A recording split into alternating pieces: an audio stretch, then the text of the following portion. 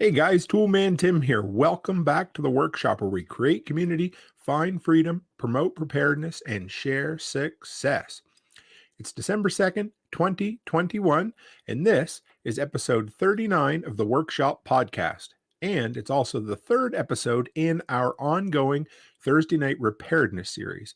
Tonight, we are going to talk about kind of a crappy situation. Plumbing and sewer issues, that sort of thing. But before we do, I got a little bit of housekeeping to take care of. I always have a few announcements to get by for you guys.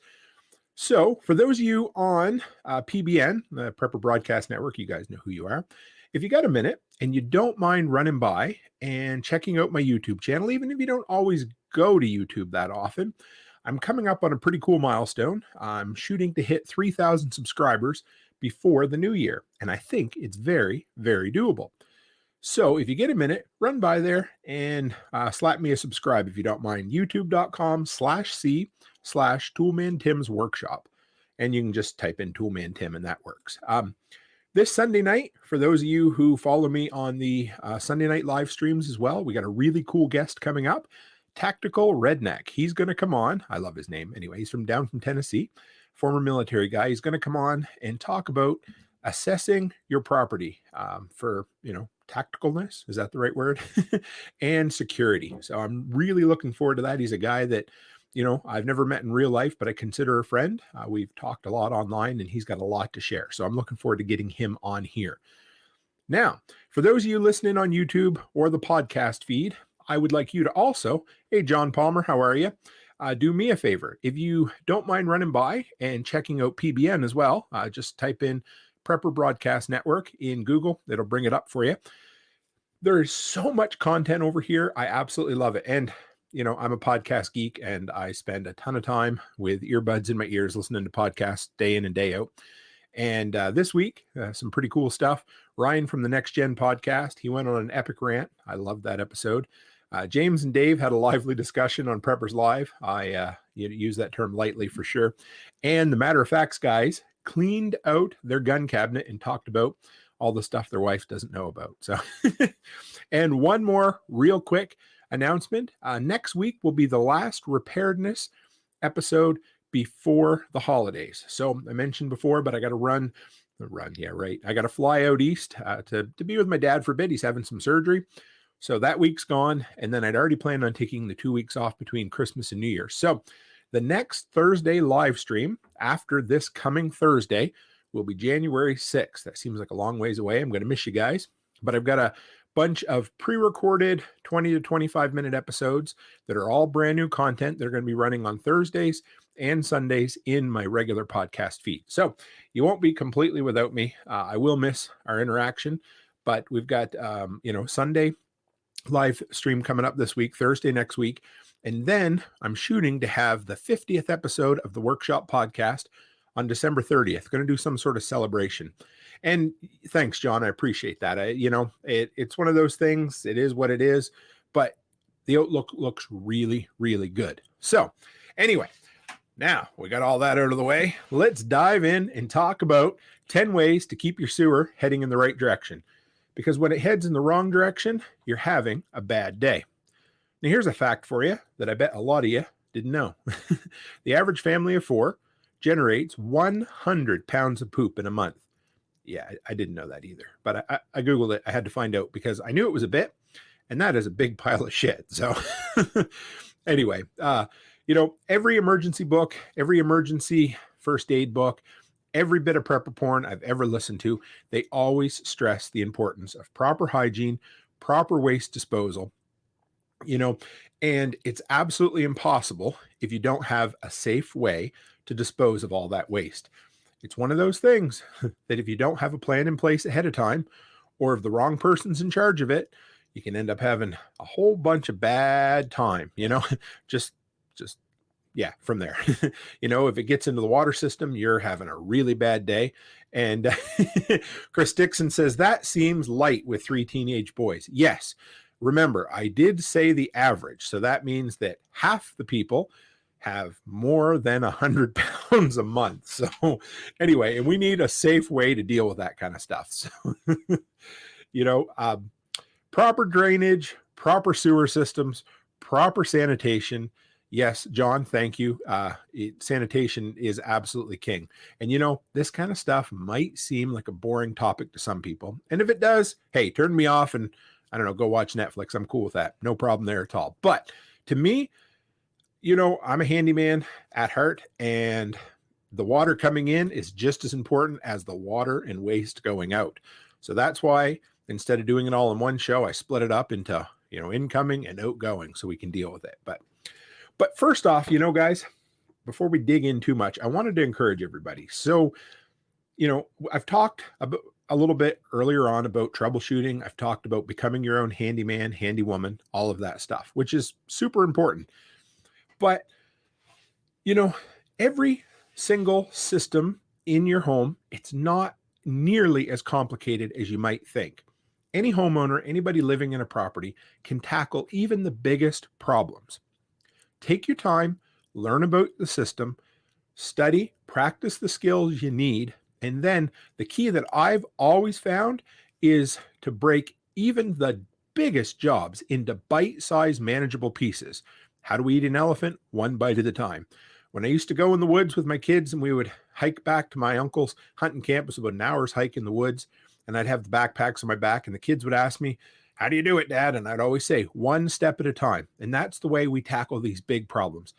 In the moment, they might seem overwhelming, but I promise you, if you take the time and you break them down and you do a little bit at a time, it won't be that intimidating, and you absolutely can kick the butt of these problems. So I just wanted to get it out there. If there's anybody listening to this and thinking, you know, I love learning what Tim's saying, but I just don't think I can ever do it, trust me, you can. And yes, John, as you said, you can't deny it's a crappy discussion. Oh, yeah. So cue the dad jokes tonight, guys. There will be a lot of them. I have a shitty sense of humor. And yeah, we're going to be dealing with them. And speaking of dad jokes, here's one right now. No, I'm just kidding. That's Charlotte, my daughter. She's not a joke, but she knows she loves my jokes. So first off, I wanted to talk to you guys about the types of pipe. Now you might say, okay, Tim, this is kind of whatever. Anyway, so next time you're in your basement or next time you're around where your plumbing lines run in your home, the first thing we need to know is how they work, what type they are. So take a minute, walk around in your basement with your head up and look around and see what kind of plumbing pipes you have in there. Of course, you'll see your water lines, either copper or plastic or something. But what we're concerned about tonight is the drainage lines, the sewer lines, the ones that take the waste and get rid of it for you. So you're going to find 4 different types. You know, there's some for indoor and some for outdoor.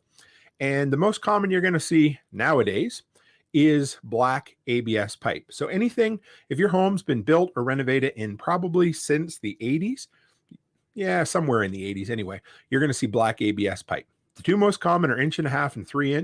1.5" for sinks, 3" for toilets and main lines. John Palmer says, "Oh, I would always rather do electric than plumbing." I understand that. And we're going to have a shocking episode next week. But that being, sorry, guys, I need to stop. It's just awful. But no. So, yeah, somewhere, I don't know. I'm not sure which one I prefer. I think I like plumbing because it's like a puzzle.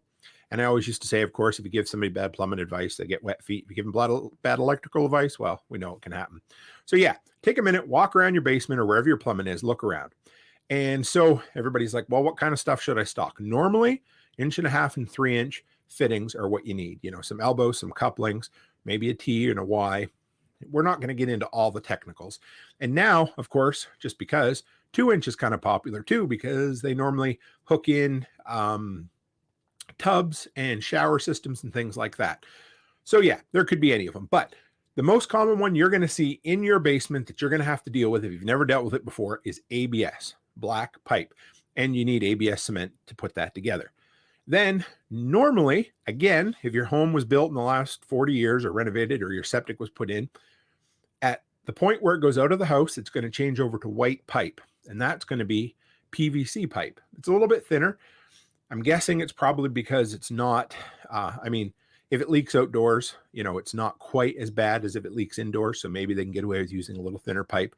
There's probably some more, you know, technical end behind that. But that is almost always 4".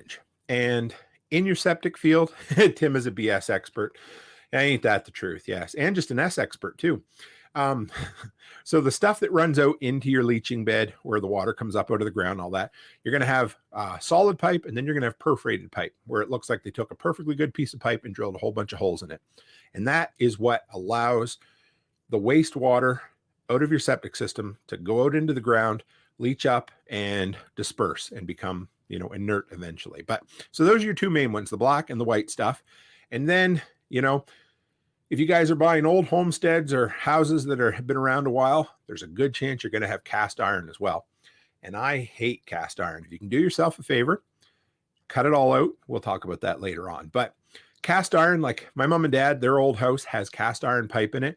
And if you cut a piece of cast iron pipe out, what you end up seeing is on the inside, it looks like, you ever seen like pictures of somebody's arteries when they've had heart trouble and stuff like that?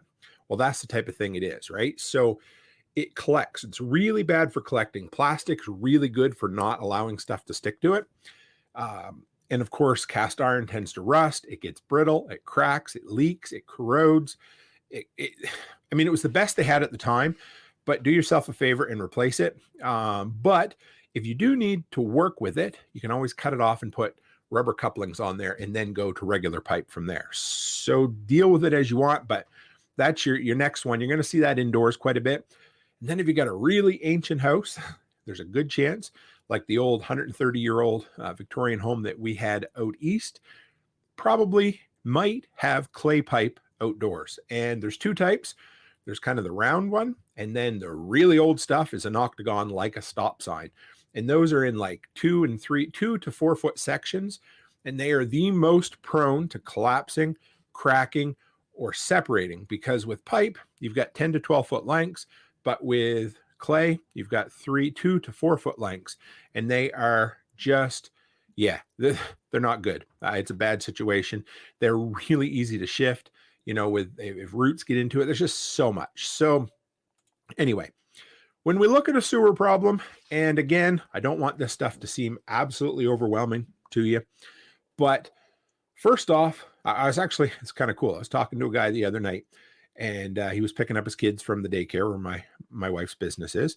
And he was telling me about a sewer problem, and I helped him troubleshoot it. And, what you do first is you look at the sewer problem overall. And this works for absolutely everything. So you say, okay, what is the problem? Where isn't the water going to? Is the entire house backed up? Or is it just one fixture or one room? So is it just the bathroom that's not draining? Or is it just the toilet?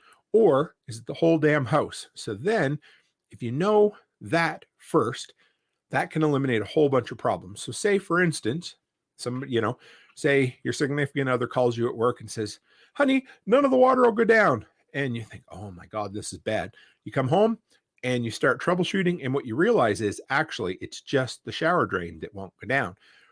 So you realize, okay, I don't have an expensive problem with a septic. I don't have the entire bathroom plugged off. So what we know is that the clog has to be in the section below the tub before it goes into any other pipes. So that eliminates 95% of the problems you can end up having in your basement. So like I said, first things first, take your time and figure out what zone in the house is giving you the problems. Is it just a fixture? Is it a whole room? Or is it the whole house? And if it's the whole house, of course, we have a bigger problem than if it's just something small. I'm going to save you a ton of time. So from there, let's go in to the top 10 most common sewer problems, drainage problems that you can have in a house, what we can keep on hand, what we can, the skills we can learn. And we'll just tackle them one at a time and we'll see where we go. So the first one we're going to talk about is a broken or failed toilet seal. And if you've never seen one of those before, they're absolutely disgusting. When you take an old toilet up off the floor, when you remove it, you have a wax seal on the bottom, and it's gross. It looks like, it looks nasty when you see it, but it's just wax. And they're made to fit into place. And over time, sometimes they wear out. So what you can start by doing to see if this is the problem, of course, you're going to get kind of a pee smell or a water smell around the bottom of the toilet. Wipe it all up, then flush the toilet a couple of times. And it's kind of gross too, but you get down on the ground with a flashlight or something and you look right around the edge of the toilet and you see, okay, is there water coming out around the base of the toilet? And if that is, well, then okay, I've got a bad seal. And you might say, well, I've never done this before, but it's really easy. If you can use a wrench, you can take a toilet up. The only thing holding a toilet down is 2 1/4-inch bolts with nuts on them. You take those 2 plastic caps off, back the 2 nuts out, and then you can literally pull the toilet up off the ground. Take your time, try to bail out as much water as you can, then put a towel down inside the toilet. Don't forget it's there. Sop up yes, make sure and mop the floor first. Yes. But yeah, so sop up as much of that water. Sometimes I have a suction pump that I use that'll clean it all out, but just get as much of the water out as you can, because if you don't, when you pull that toilet out, you're going to end up getting more water all over the floor. Once you do it, then you flip the toilet on the edge. Probably the old wax seal came with it. Take a putty knife, scrape it all off the best you can. So what are we going to keep on hand if this ever happens? And this is probably the least worrisome issue that you can have. But what can end up happening is you can end up having, a rotten floor if you let it go, or just a real unsanitary situation. So you want to keep a wax seal on hand. I really like what they call the Max Wax seals. They're thick. They're about 2 inches thick, and they have a plastic sleeve inside. So you know what that does? It helps push all the junk down in the hole.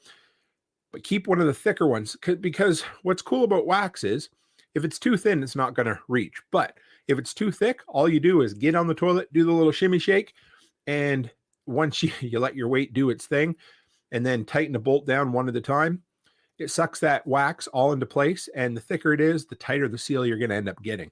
So wax seals are cheap. Brass bolts are cheap. The only 2 items you need to keep on hand if you ever have this issue is a wax seal and some bolts, and that's it. And yeah, I would keep 2 or 3 wax seals, because what happens is they're obviously not reusable.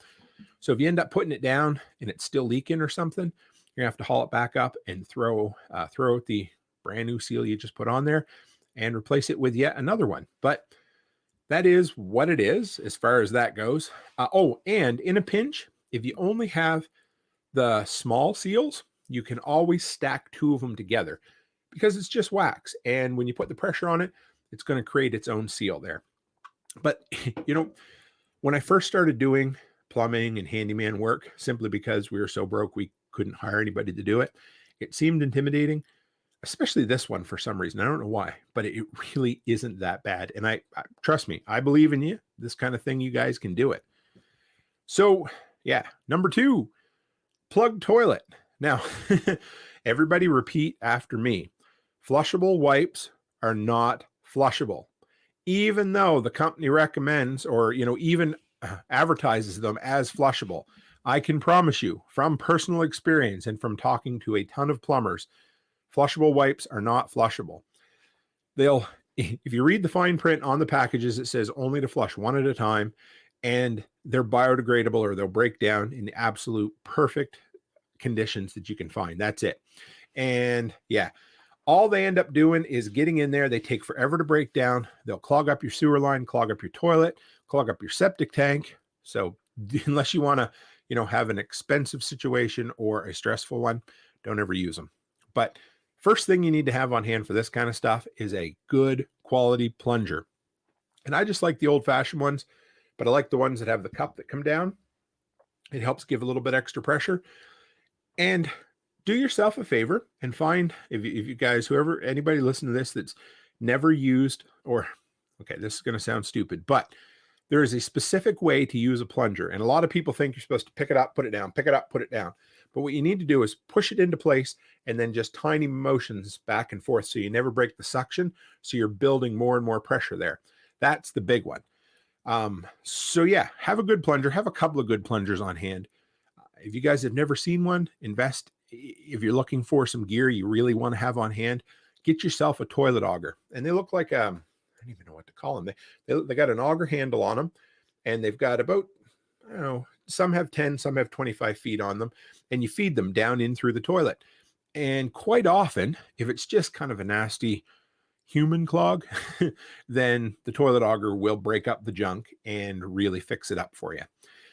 Now, I'm a huge fan of mechanically removing blockages. So no matter what your plumbing situation is, if you can, you're better off to take things apart and access the place where the clog might be. So it depends on, say your kids decided they're going to flush 3 face cloths down and it got down just into the little trap into the toilet. Well, unfortunately, the easiest way to deal with that is to, again, haul your toilet up and clean it all out. Hey, Dave, thank you, sir. Always appreciate it. He said, thanks for the great advice, as always. Appreciate it. And I love your icon there too. That's really cool.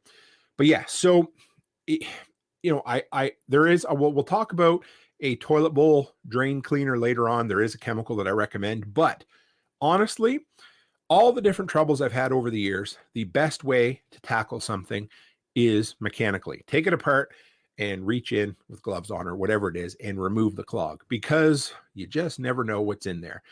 And the worst thing is if you go ahead and put drain cleaner, Drano, whatever it happens to be in there, and then you have to take it apart. Now you don't have just a clog, you also have caustic chemicals that can get on you. So why not do the safest, the safest venture first? So like I said, and I already mentioned it, but keep some wax seals and some extra brass bolts on hand. And if you're feeling really adventurous and there's kind of a nasty clog in there, and this is kind of gross, but I have done it before, a shop vac. You can actually use a shop vac, get it down in that sewer line and suck that shit right out of there. And it can work. It might stink. You might need to take some time and clean out your, you might want to disinfect the old shop vac when you're done, but it will work. And repeat after me, flushable wipes are not flushable. Remember that. Remember how I always say preparedness is prevention? Well, prevention is not flushing flushable wipes, so don't do it. Okay, next one. And a lot of these are similar, but each emergency takes a bit of a different approach to fix. Plug sink is the next one. So this is where, again, I'm talking about mechanical disassembly. Almost every time you have a clog in your sink, well, there's 2 places it's going to be. Immediately in the drain, and it's probably going to be hair or soap buildup or something. Thank you, Charlotte. See, she listened. She repeated after me, flushable wipes are not flushable. I'll have to get a shirt made of that. But so if it's a kitchen sink or a bathroom sink, open up the doors, go down underneath, and you're going to see like a bend in the pipe, and that's called your trap. It's called a P trap, not because it traps pee, but because it's in the shape of a P, and it traps sewer gas on one side and water on the other. It makes a a flushable through that will let things go down. And quite often you're going to see, there's going to be a clean out, so you can take that off. Make sure you got like a 1 gallon ice cream tub in there. It's going to catch all the water coming out, and then have 2. There's going to be 2 slip nuts on either side, and you can loosen them off. Sometimes you'll need like a pipe wrench. Sometimes you can just do it by hand. Take it apart. Everything dumps into the bucket, and quite often you can access the clog right there. That's almost always where it is. So like I said, again, it's one of those things. Could you call a plumber? Sure. But the whole idea behind preparedness is, well, number one, what prepper doesn't want to be able to fix things themselves? But number 2, we want to be equipped and empowered to do this stuff in case the literal shit hits the fan or the figurative shit hits the fan, and we have to be able to fix it when there isn't help around the corner. Dave Clark says, irony, slow plug sink was the last situation we had to deal with. Absolutely, because it's common, So now here's the other thing. Okay, if you have a regular rubber plug up on top, everything's going to be fairly accessible. But what I run into a lot of troubles with, and you guys might as well, is those fancy, the sets of taps. You have the little pull knob on the back, and it has a mechanical, what I call a mechanical metal plug in there. Well, those are the ones that are like, they're a literal hair magnet and trap. And what ends up happening is it restricts your drain so much that soap scum and hair get in there. They make a nasty, smelly mess, but it gets so ingrained that even some of the most caustic cleaners I've used just won't eat up that hair, at least not in a quick enough time to solve your situation. So from there, honestly, once again, and each one's a little bit different, but quite often you can take like a round nut, or it's like a ball or whatever, you can unscrew and disassemble that assembly. It's not easy, but learn ahead of time. So if you do have a set like that, just do a quick YouTube or Google search one day and say, okay, now I can solve this because now I know how to take it apart. And honestly, A lot of this, this episode, I didn't have a lot in the notes about preventative maintenance, but taking these apart and cleaning them out on a regular basis is a good idea. It's going to save you from ever having any trouble. And again, prevention and preparedness, they go hand in hand. But yeah, just learn how to take those suckers apart. And that's it. You know, if you can.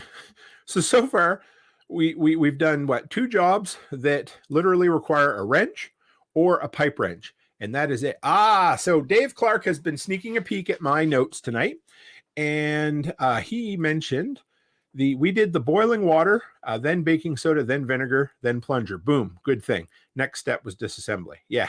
So I got some, off-grid, all natural, do-it-yourself kind of solutions at the end here. And that is a good one. That is one that we used back when we used to live in the country and had, it was a 20-minute to a half-hour drive to town.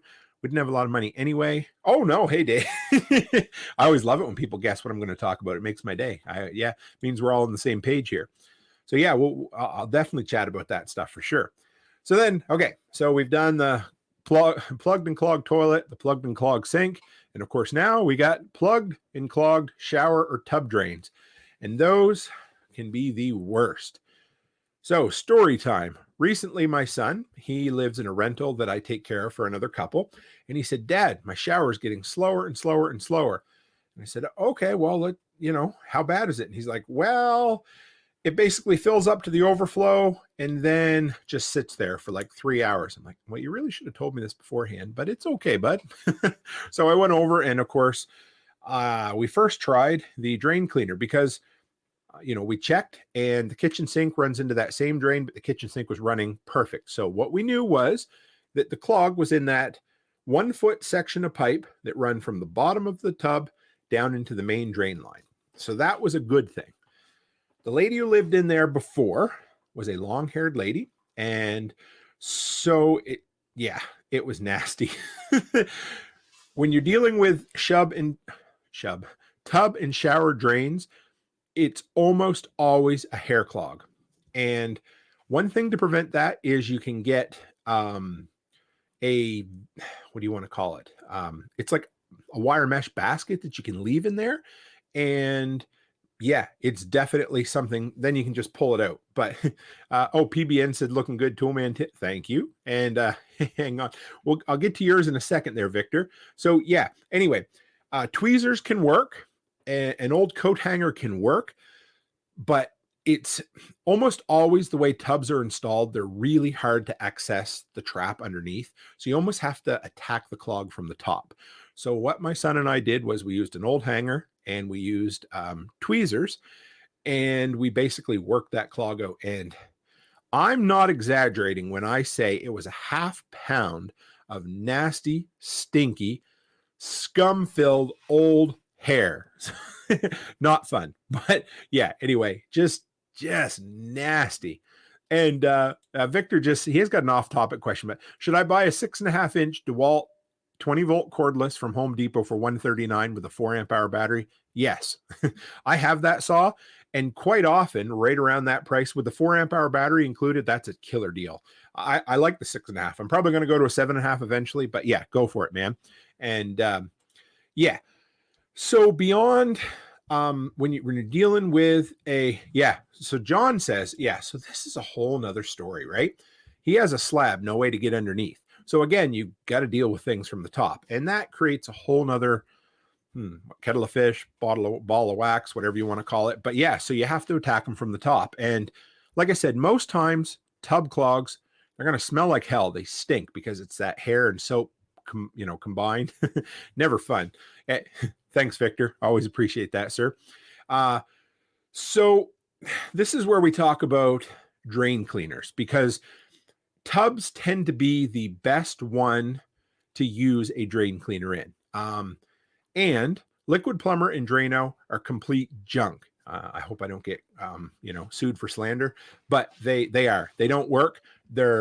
They've been watered down and cut back over the years. They're junk. So what I've used and had great luck with, and it's going to sound scary when I tell you, but it's like 94% sulfuric acid.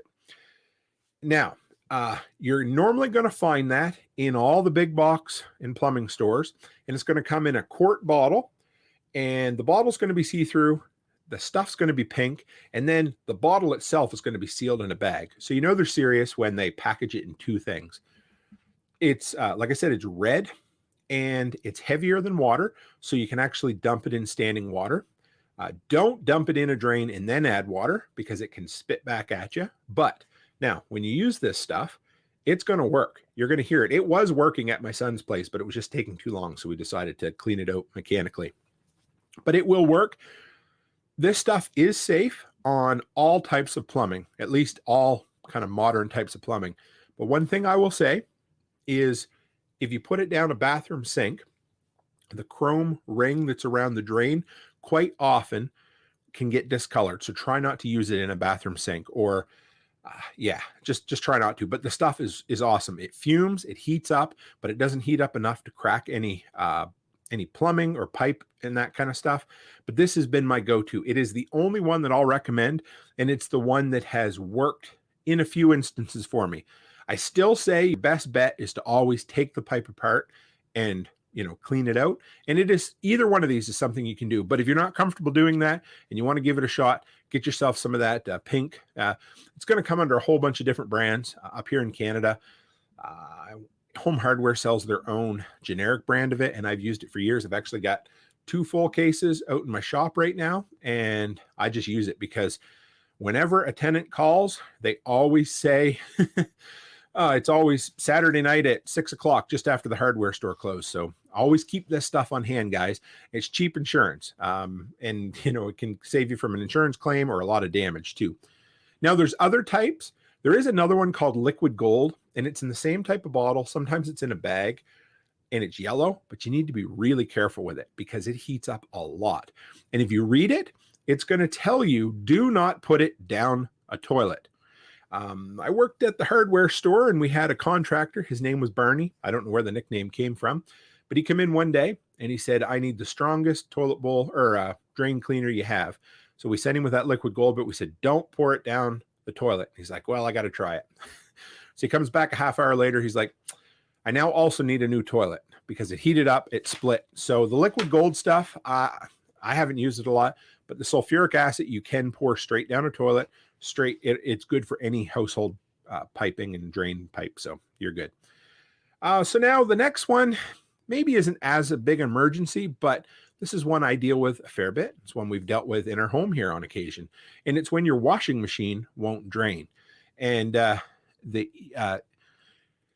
want to some of the small. So yeah, John wants to know if I'm wondering, are you talking about the Liquid Gold or the sulfuric acid? Because I know the sulfuric acid will get rid of some of those hair roots, but some of the bigger ones, not so much.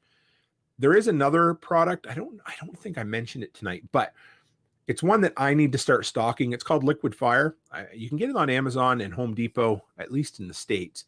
And if you have a frozen drain line, you can actually pour it down there and it will gradually heat up and work its way. Oh, the acid. Yes. Yeah, it will. Slow and steady. It's not going to get rid of we had like a 4-inch root ball in a drain line at a rental I take care of the next town over. It wouldn't have taken care of that, but yes, it will take care of some of them, and it'll kill them too. So that's a bonus. So when you're dealing with a washing machine that won't drain, it's almost always going to be lint, soap, and debris because, washing machines typically have an inline filter. And this is something you're going to find out. Maybe I didn't know this, but my wife and I bought about 2 years ago a new set of front load washer and dryer. Great set. But after about 6 months, the washer just would take and I'm not exaggerating, it would take 4 hours to run a load. And it turned out that it was having a hard time draining. And down in the bottom, there's a clean out that you open up, and it's like a mesh filter. It catches all the junk that would have went down your drain. So that's a huge prevention into things. But if you don't know about it, I pulled it out and there was a quarter in there, there was a key in there, and then it was just full of hair and lint and a whole bunch of stuff. So all the water drains through there. So you got to check that kind of stuff. And that junk, washing machine's really bad for getting stuff to go down in your drain. But if you ever look at the back of a washing machine, there's nothing permanent going into the wall. It's normally just like a flexible candy cane line that just fits down into the wall mount pipe. So if you're not sure if it's in your washing machine that's plugged or it's the line itself that's plugged, haul that candy cane thing out, get yourself, I don't know, about a quart or two of water, and then just dump it down that empty pipe. And if it backs up and comes out over the ground, you know, okay, well, that line's clogged. But if it doesn't, you know the clog is in the washing machine. And if it's in the washing machine, there's only a couple of spots it can be. And so take your time. Now, some of them are more technical, some of the newer ones, but, you know, take your time. Find out if you do have one of those like drain filters in your washer, take it apart. And then if you don't, then look at the place where the water comes out. And it could be as simple as in that flexible pipe, that could be clogged as well. So dump some water down it, run, say, an old coat hanger into it, whatever it happens to be. But usually washing machine clogs are pretty simple. Now, here's the thing. And that was number 5. And we're going to go into number 6. And that's a backed up or plugged basement floor drain. Now, the reason these go hand in hand quite often, because of course, a lot of people have their laundry in the basement. And a lot of times it drains right into the main line, which is connected to your floor drains. And so what ends up happening, of course, is some of that junk goes down the drain of the washing machine, but then it clogs up in the main drain of the floor. See how many times I can say drain in 5 minutes. So, you know, I don't want this to get too dry or too technical, but like these kind of things suck. My kids called me one day when they were living 3 hours away, and they said, "Dad, my washing machine won't drain." And I said, "Well, what's the problem?" "Well, it's coming out, but what it's doing is it's backing up into the floor drain." And so what happens, of course, is all that junk ends up collecting, and it collects down in the floor drain. So there's a couple options. Quite often, those grills are removable, either with screws or they're just fit it into place. You can open that up and you can try to scoop out the junk that's in there. Or you can take boiling hot water and dump it down the drain. If you got standing water on there, the best thing, honestly, is to just use a plunger, because normally the floor drain is kind of an opening and stuff builds up and, you know, kind of hangs down a little bit sometimes in there, and it kind of acts like hairs and fingers, and it collects as it goes along that main drain line. And so a lot of times the shit that comes out of the washing machine ends up collecting right there. And quite often, hot water and a plunger is all it takes to free that up. So I talked them through over the phone, and they were really impressed with themselves. They were able to fix it without needing to get their landlord in or to, you know, hire a plumber on the weekend. So that is the type of thing. Just take a minute, look at it. Oh my goodness, Dave, you win the prize. I don't have one tonight. Dave says a dry discussion about drains is usually good. But bump, yeah, that is absolutely the truth, my friend. And very good point. That's an astute observation and a hilarious dad joke all at the same time. So I appreciate it. Now, the toilet auger that I talked about before, you can get them for like $20 at big box stores. You can also use that in a floor drain. They just don't go that far. So if you want to, you can always invest in a longer snake. You know, a 50-footer is probably all you're going to need. Another quick tip, if you know the length of your main line in your basement, you know, the diameter, if it runs a long ways and your snake isn't long enough, you can always cut your pipe in half. Now, it might sound really, really scary, but take a minute, zip your pipe in half, put your snake in there, keep going until you find the clog, and then it's as simple as just putting a coupling up there. And if you keep couplings on hand, you just fit it back into place, glue it on, and you're done. Bob's your uncle. That might seem scary at first, but it's, you know, sometimes it's making the best of a bad situation. But yeah, a plumbing snake, a toilet auger, those are both really, really good tools to have. You know, and there's not a ton of specialty plumbing stuff you might need. I'm going to do a second episode down the road on a more full preparedness toolbox. A lot of the specialty tools that I mentioned, we'll go over a lot of them. There's some really cool stuff out there that you might not know about. But yeah, like when you're doing drain stuff, a pipe wrench, or when I was a kid, we called it a monkey wrench. I think we can still call it a monkey wrench. Anyway, those are good to have. Toilet auger, and a snake, a toilet snake, or a drain line snake. Those are the ones. Now we're getting into the real nasty stuff. This is the, making the best of a shitty situation, but a sewer backup in the basement. That's number 7 of our top 10 worst sewer issues. So soon after our girls were born, our twins, they were just little. And, I know I've told the story before, but we really, really didn't have any money at the time. And that's why we had to learn so much of this. But I came home from work and I flushed the toilet and it didn't go down. So then I flushed again and it started coming up into the floor. And then I went to the basement and I noticed that it was coming down through. And what had happened was, so this is kind of a twofer. Sometimes you can just have a lot of water in the ground and it backs up into your septic system and then it backs up into your basement. This is what happened in Macklin, that same one I was telling you about with the root ball. Everything just started backing up. So the drain line was clogged in this instance and everything just kept backing up into the basement. Now, you're really supposed to get, if you call your insurance company, they're going to want to bring in a remediation company and it's going to cost you tens of thousands of dollars. But if you don't have a super weak stomach, you can do this kind of thing. Wear PPE, protect your eyes, protect your mouth, protect your hands, use scrub brushes, use bleach, and you can clean this up. I've done it before. I did it at the house in Macklin. It needed to be done and I did it. If you really have a problem, get yourself a 3M respirator so you don't have to smell that shit. But yeah, have proper PPE, have a scrub brush. And so here's the issue. If it backs up into your house, there's a problem there. It may be a clog down the line. And again, if you can get out to it, your long, 1/2 inch, 3/4 inch tape snake that you're going to use, or if you spent any time, yes, in politics. So run a snake down there, try to clear it out. And you're going to know right away if you do, because when you break that clog in your line, the water's just going to go whoosh and it's going to go down. Now, if it's been raining a lot and everything's backed up, that's another story. You're going to need a sump pump. You're going to need a way to get the water away from your septic system. And if the whole ground is saturated, you might just have to wait a bit and then get rid of it. When you're dealing with that, something I haven't mentioned yet is most main sewer lines are going to have a clean out, whether it's cast iron or it's the black ABS that I talked about, or even if you can find it in the right place, the white PVC on the exterior. And what it's going to look like is, it's going to be a T or a Y in the pipe, and there's going to be a cap that has a square peg on it, and you can loosen that off. Just be prepared when you open it up. If there's pressure in there, whatever's in there could come flying out at you. But that's a really good spot to access to run your snake through. So if you're not catching the drift yet, having a snake and maybe a toilet auger on hand are great ideas. Just be prepared.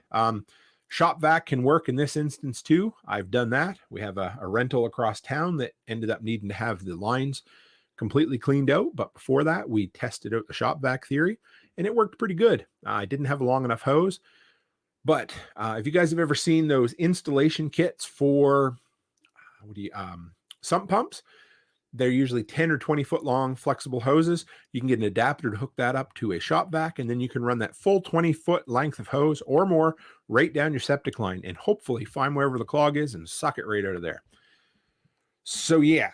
And then number 8 is a full septic tank. And this is one of the worst case scenarios, I guess, for us as preppers or somebody living off the grid or somebody just having, just a bad day, period. But like I was saying, when our kids were really new, just less than a year old, I came home and it was backing up into the basement. And our problem was we had a full septic system and we had a really shitty septic system for sure.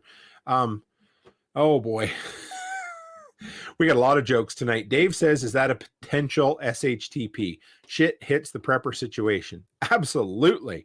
But if you're a prepper and you're prepared, hopefully you're wearing a face shield or goggles or a snorkel maybe. Oh, we'll leave that alone. Anyway. So if you guys, John has, and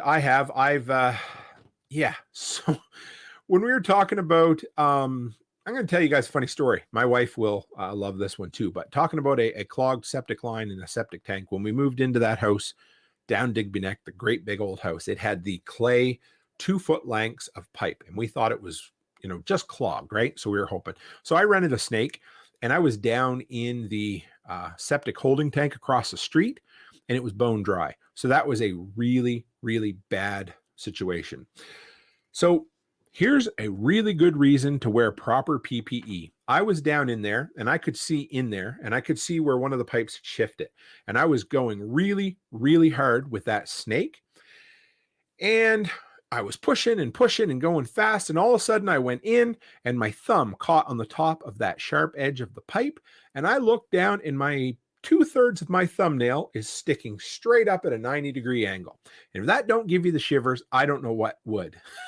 So I'm like standing there going all crazy, and I'm like, oh my God, what do I do? And my buddy Jimmy was helping me. He's like, you got to push it back down, push it back down. And I'm like, I don't want to. And so I pushed it back down. And then I went to outpatients and told them, I'm like, this is what happened.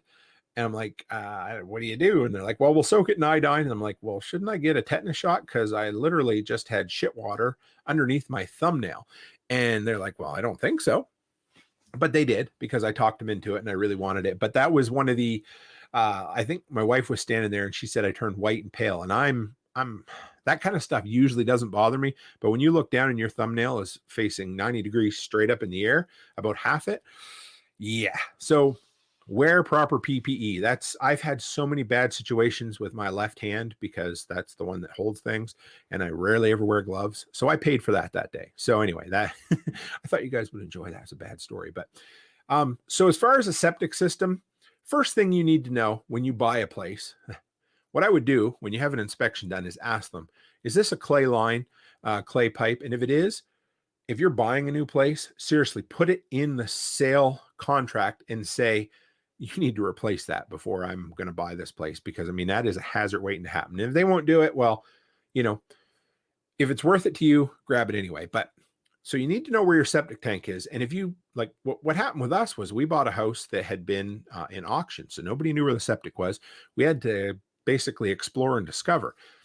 So know where your septic is, know where your septic lines run out into your backyard, your leaching field, whatever it happens to be. But the most important part is know where the clean out is for your septic. So in an emergency, most are buried, some aren't, but you need to know where you're going to need to dig in order to open up the top of your septic. Because if it's full and you got to get a vac truck in there to clean it out, they're going to charge you more if they have to dig it themselves. So the least you can do is dig it up. And that's where the origin of Tim-proof tools came from, because I was digging up the top of our septic system one day, and I looked at my wife and I said, honey, this is the nicest shovel you've ever bought me. And as soon as I said that, I broke the wood handle straight in half.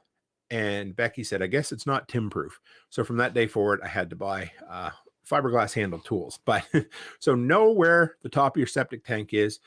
It's one of them situations that unless this is like the end of the world as we know it, you're almost better off to call in, a pump truck to get it pumped out.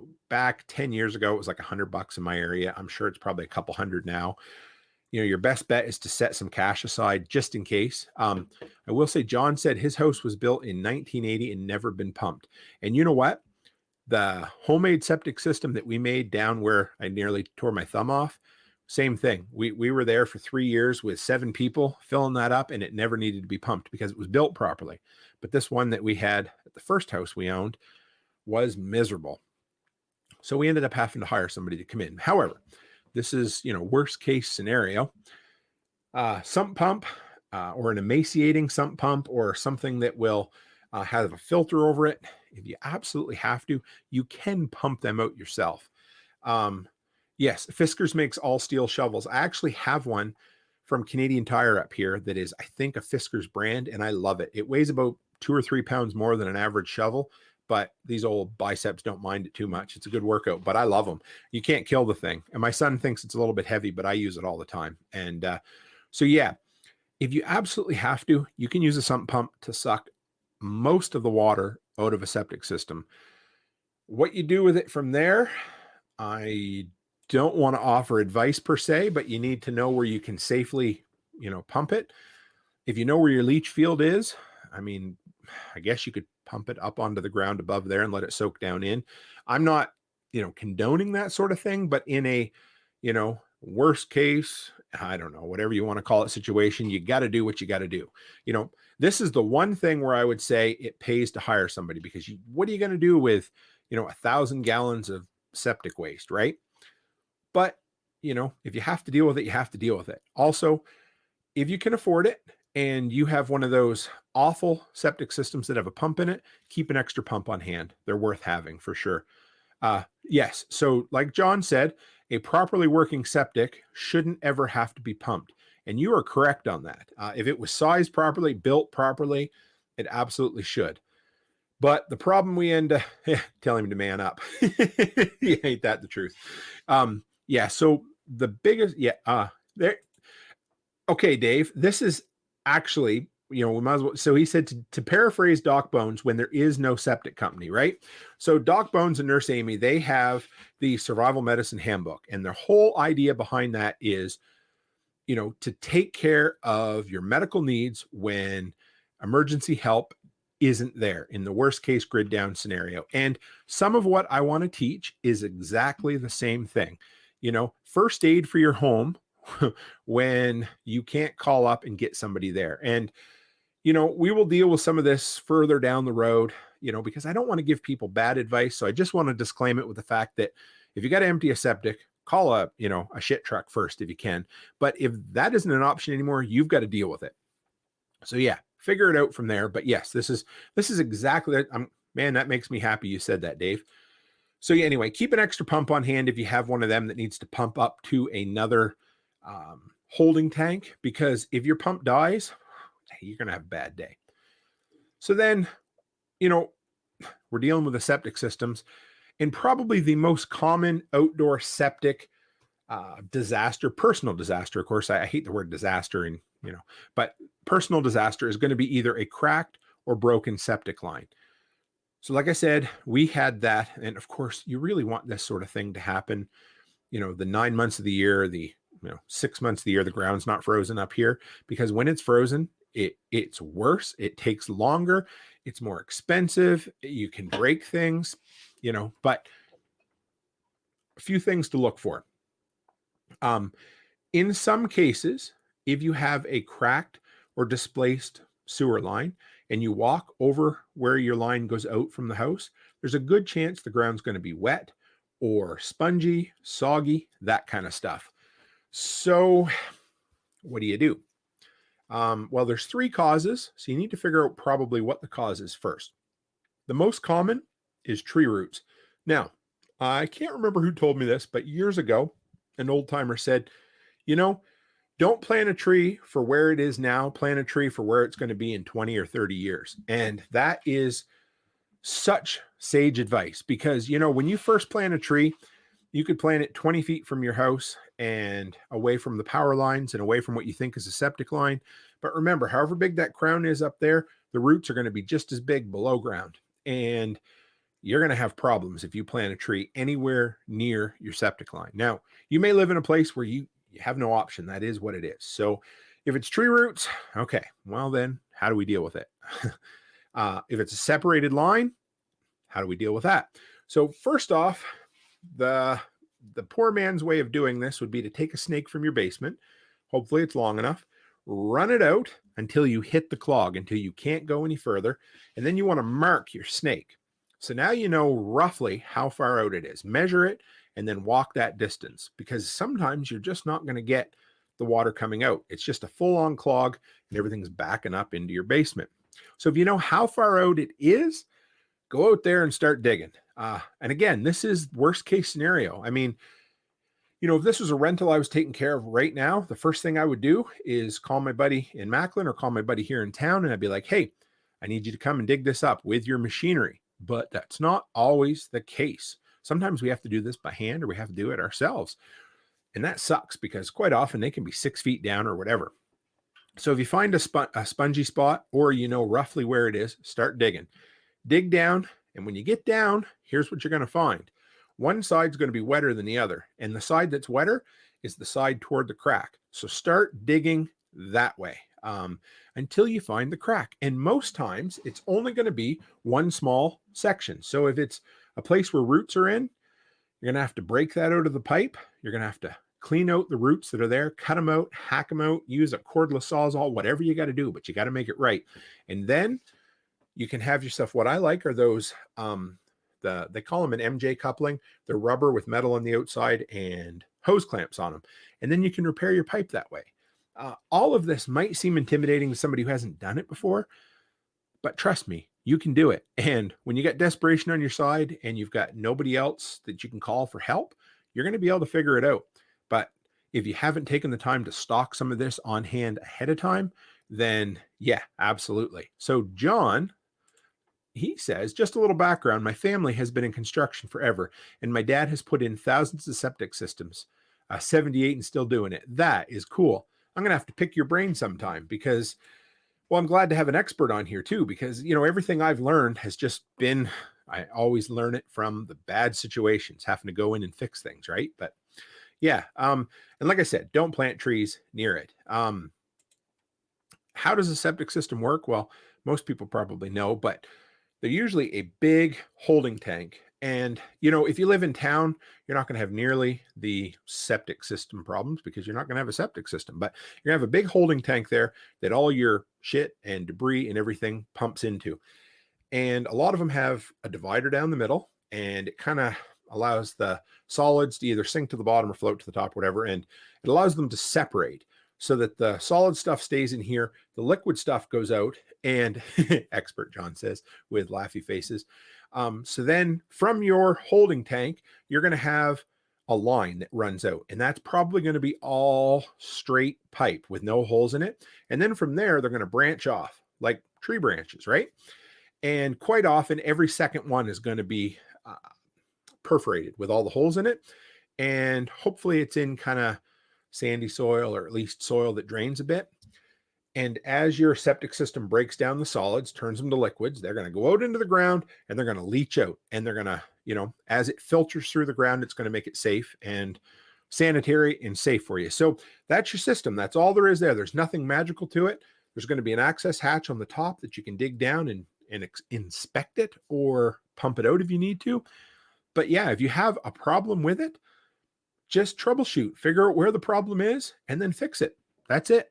Now, the one that most people don't think about, and this is number 10, and this is your sewer line on your roof.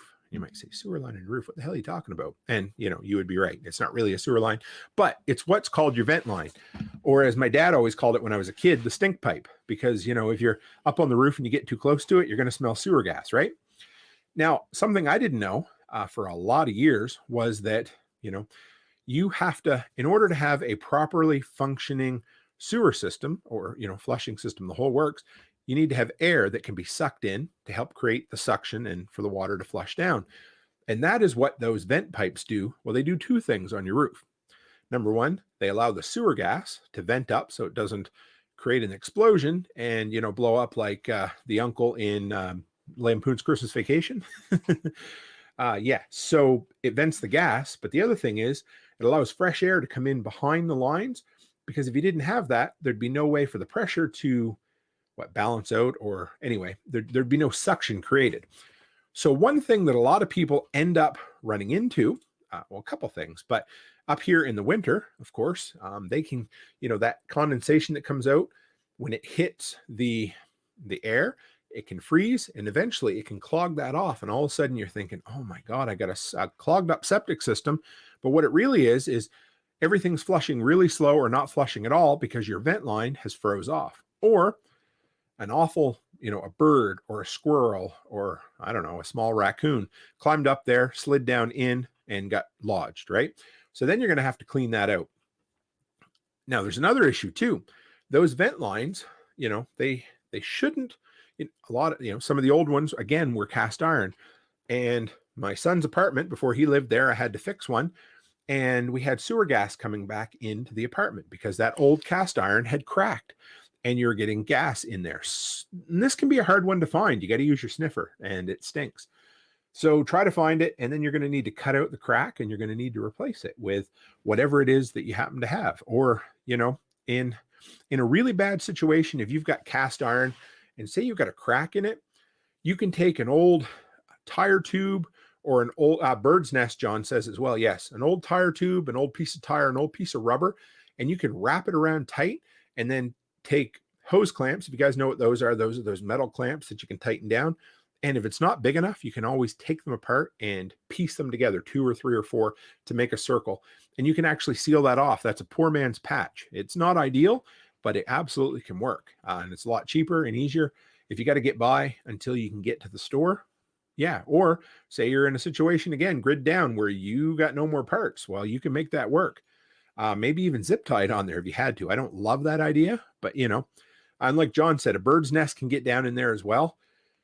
So if it's ice or snow, quite often, if you've got a long extension pole, or we have roof rakes around here for when the snow gets heavy, you can get it up there and kind of, knock it down and get the ice and snow and everything off. And it works great. But if there's an animal or something down there, you got to figure out how to get it down or get it out of there. There's no easy way to do it, but like a long pole that you can get down underneath and pull it out. Yeah, so this is a good one, John. I meant to mention this earlier and I didn't, but John says lots of people cause their own problems by putting grease down the drain. So repeat after me. Do not dump bacon grease down the drain. Right? You should use it for cooking with. But yeah, seriously, this is something that we did a lot of over the years and created a lot of our own problems.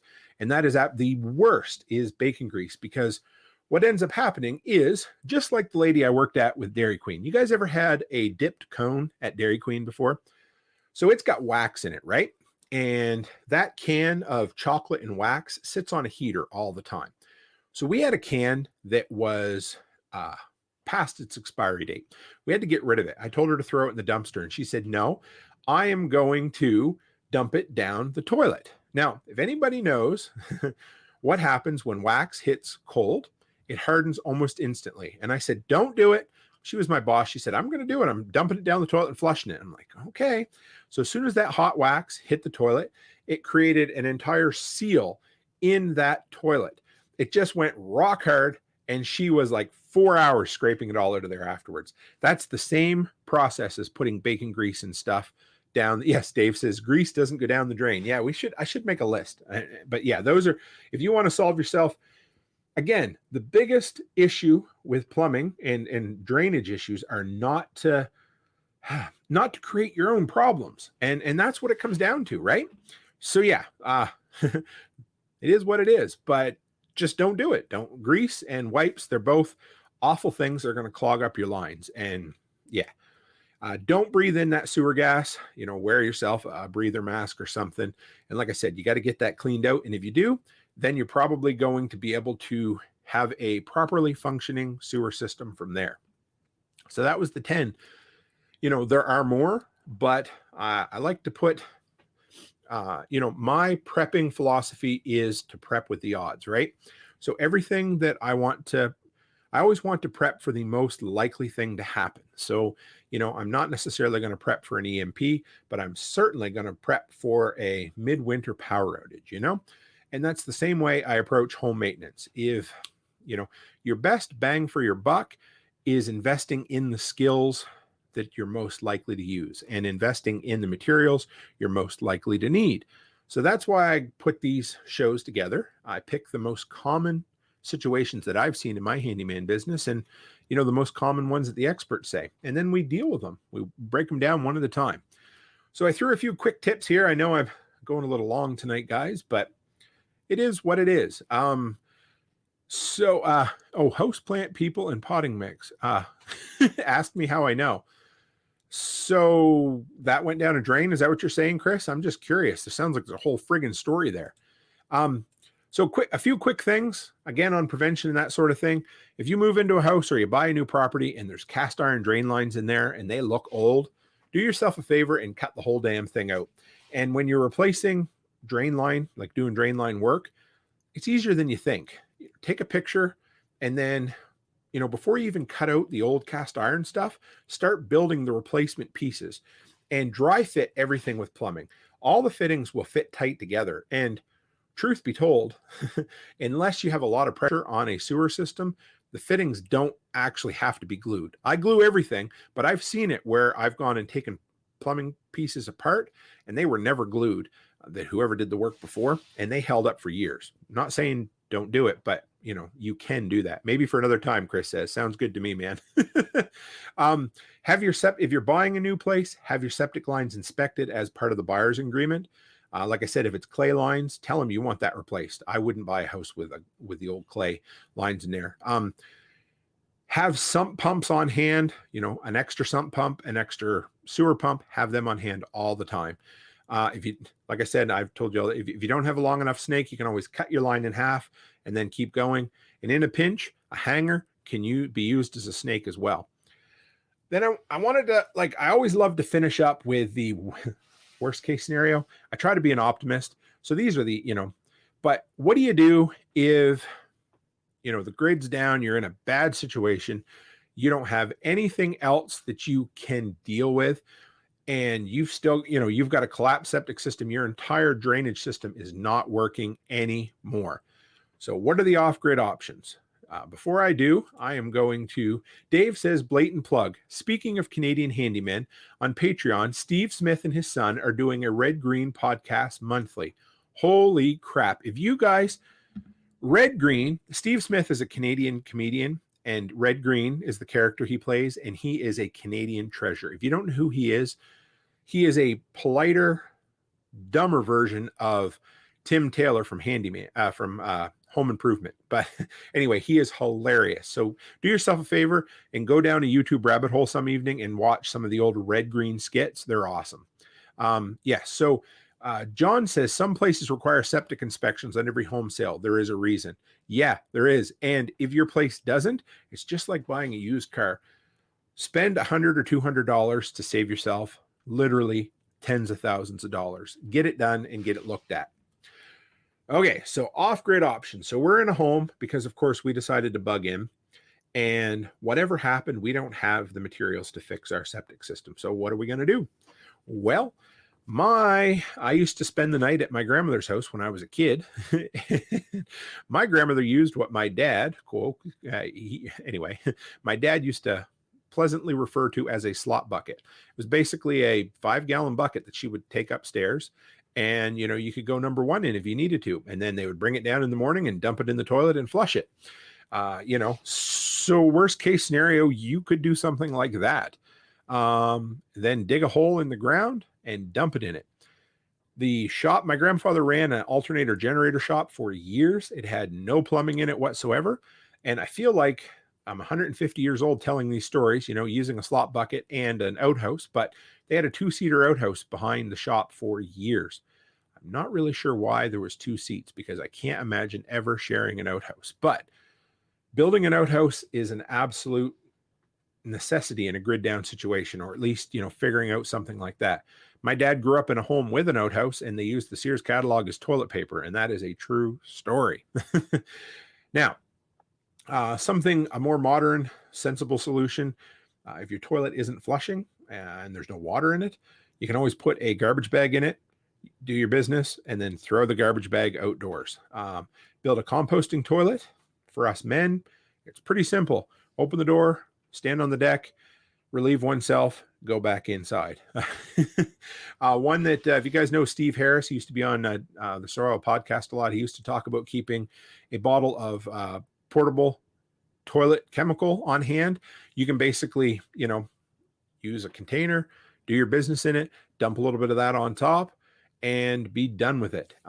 It's that smell that porta potties have. It's that really strong chemical smell that basically eats down any of that junk.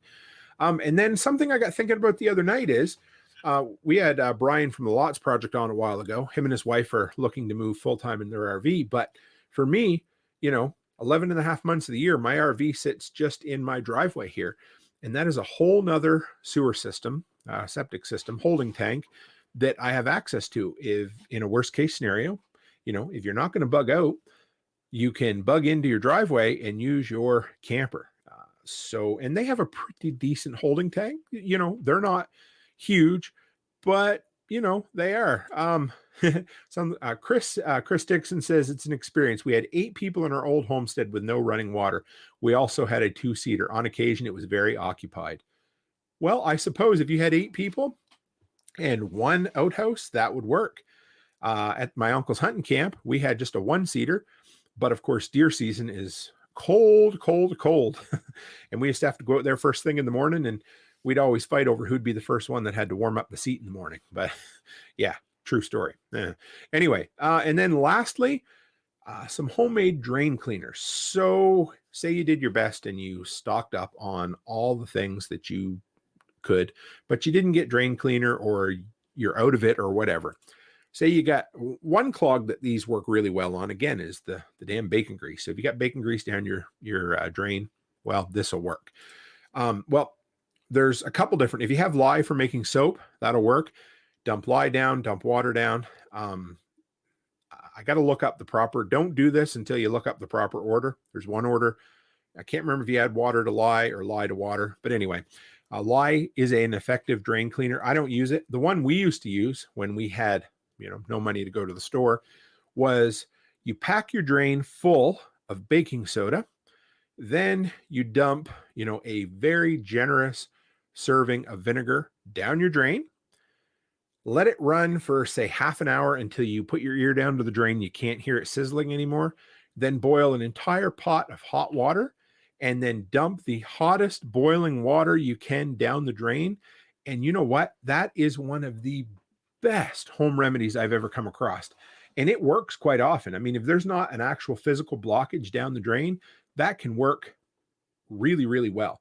And to me, that was probably, it's one of the best DIY methods for cleaning out a drain. So if you ever in a pinch and you don't have drain cleaner and you're not comfortable taking apart your pipes, try that out and see what you think.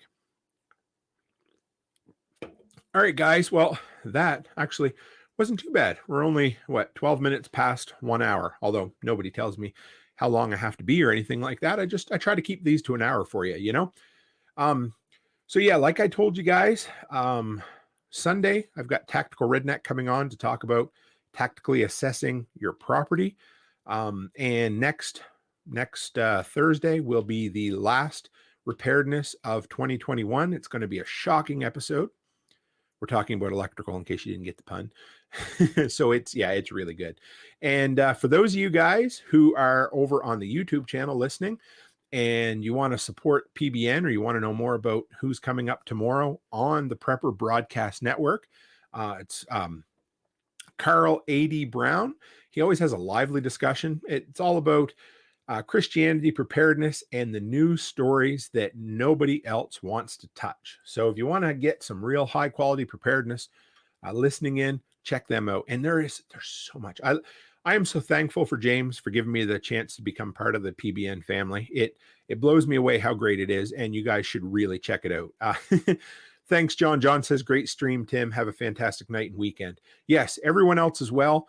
And guys, I tell you this, and maybe I don't tell you often enough, because we all have the same amount of time in the week, and we can do what we want with our time.